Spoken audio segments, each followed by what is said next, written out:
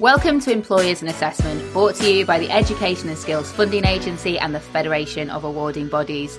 I'm Rebecca Conway, and this episode I'll be speaking to Ruth South. Ruth's the Head of Graduate and Apprentice Programmes at Capgemini. Thanks for joining me, Ruth. Hi, Rebecca. Thank you. It's a pleasure to be here. Thanks for having me. So, in this whole podcast series, the first question that we like to ask is about value. So what's your take on the value that EPA has brought to the apprenticeship programmes at Capgemini? I'd say the three key areas where we see clear value from the EPA would be the first, that it really brings together the knowledge, skills and behaviours that's been developed across the duration of the apprenticeship, which allows the individual to demonstrate how they've built those skills.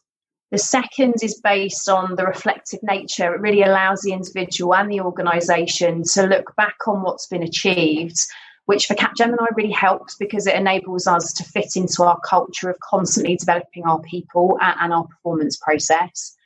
Thirdly, it formally recognises a successful conclusion of the apprenticeship, which provides that seal of quality against the skills, knowledge and behaviours that have been built, along with providing any relevant certifications. And I think it's really important to have that rubber stamp. It's nice to kind of draw a line under it as well, isn't it, for the apprentice? Definitely. I think for us, the formal end of the programme enables the individual to really focus on that as an endpoint. And I think that, throughout the process, they're leading on to that. So, for us, we absolutely make sure that's something critical that is impressed upon them throughout.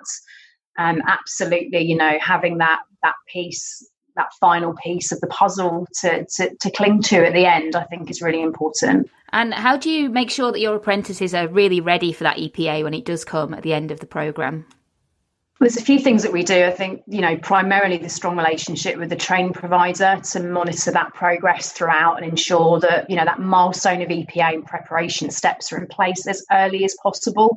So it's not a surprise. And I think, ensuring that our EPA fits our needs as well, particularly, the types of programs that we run a number of different programs.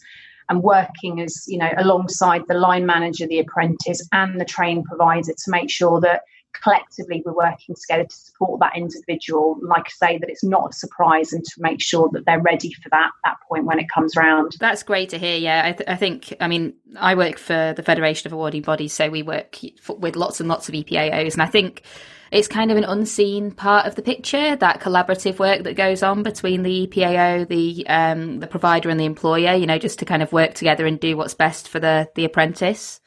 Definitely. Yeah, definitely agree. I think it's really interesting what you say about kind of getting those apprentices aware of the EPA nice and early.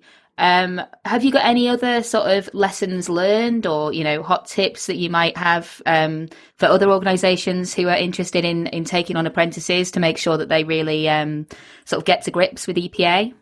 Sure. I'd say first and foremost, make sure that you've got a really strong ongoing relationship with your training provider. I think, acting on results and making sure that you're having regular performance reviews with the individual throughout the process enables that proactive conversation to take place about the endpoint assessment, so that then you can understand, the steps that are being taken to ensure that that person does get to successful conclusion, because that's everyone's aim here. I think also working with your training provider to understand the rationale for choosing the endpoint assessment organisation that they've chosen, just to make sure that you're happy it's the right fit for your organisation, because there are a number of bodies that you can go to. And I think as an employer, driving that conversation is really important as well.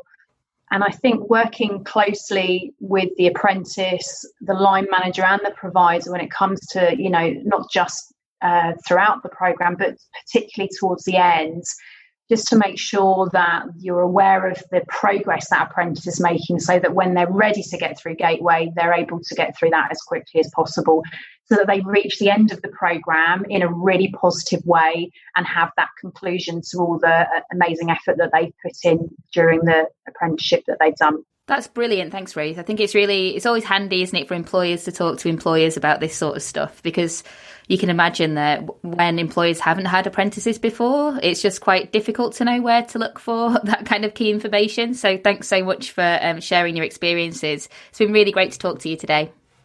Pleasure. Great to talk to you as well.